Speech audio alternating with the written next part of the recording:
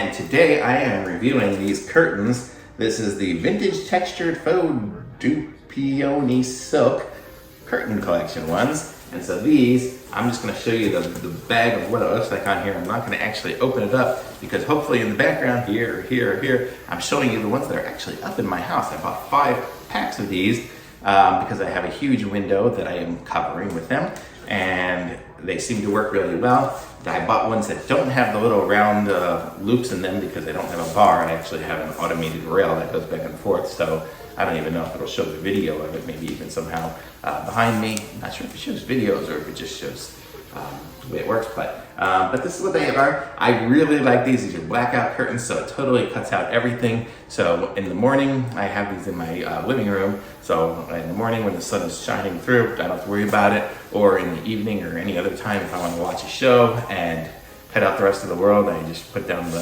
just close the blinds, and I have some other blackout up and down blinds that I use. So I can just totally have some darkness and watch my movies. And I really like this, so thumbs up for me. I'm gonna put a link to this in the description, and thumbs up and a link, and subscribe to my channel and like this video, and I'll be back when I have some more stuff. Bye.